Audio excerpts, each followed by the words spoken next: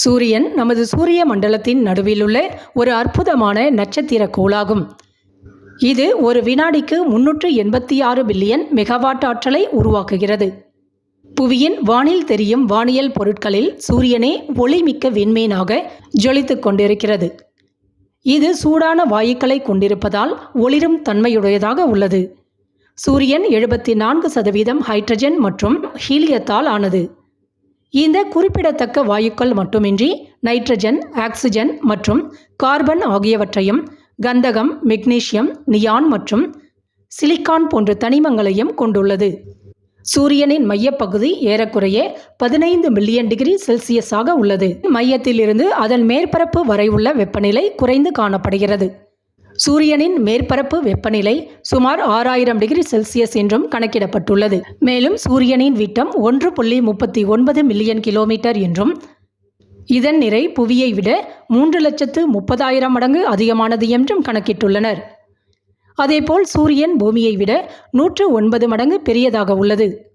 அதனால் ஒரு சூரியனுக்குள் கிட்டத்தட்ட 1.3 மில்லியன் பூமிகளை பொருத்திவிடலாம் என்றும் விஞ்ஞானிகள் கூறுகின்றனர்.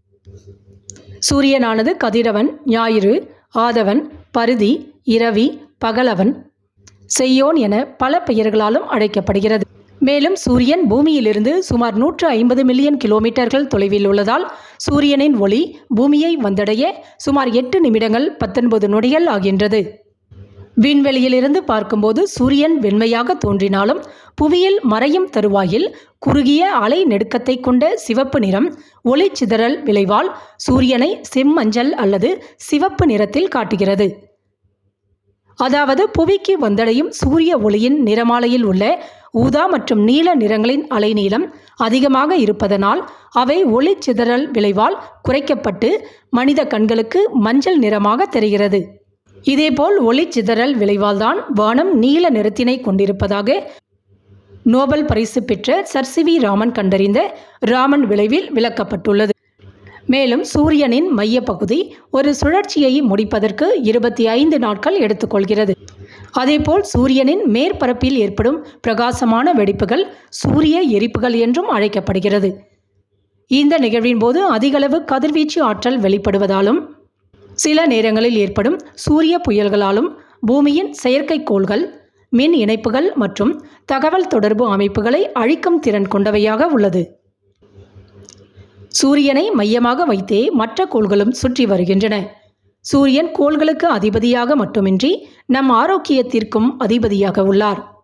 காலையிலும் மாலையிலும் மிதமான சூரிய ஒளியை நம் கண்களால் பார்ப்பது நம் கண்களுக்கு மட்டுமின்றி மனிதர்களுக்கு விட்டமின் டியும் கிடைக்கப்பெறுகிறது.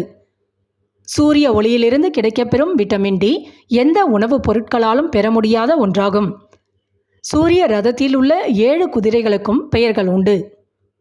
7 குதிரைகளை காயத்ரி, பிருகதி, சகதி, உஷ்ணித், திரிஷ்டுப், அனுஷ்டுப், பாப்கிதி என்ற பெயர்களால் அழைப்பர். இவை வாரத்தின் 7 நாட்களை குறிக்கின்றன. சூரிய ஒளி இல்லையேல் இந்த பூமியே இருளில் மூழ்கும். சூரியனே உலக இயக்கத்திற்கு முக்கிய சக்தியாக இருந்து செயல்படுகிறது. அதனால்தான் சூரியனை சூரிய கடவுளாக நினைத்து வழிபடுகின்றனர். எத்தனை தொழில்நுட்பங்கள் வளர்ந்தாலும் இயற்கைக்கு ஈடு செய்ய எதனாலும் முடியாது. எத்தனை கோடி மின் விளக்குகளை பொருத்தினாலும் சூரியன் இந்த பூமிக்கு தரும் வெளிச்சத்திற்கு ஈடு இணையாகாது. இதுபோல் மற்ற கோள்களின் சிறப்புகளை இனிவரும் பதிவில் காணலாம்.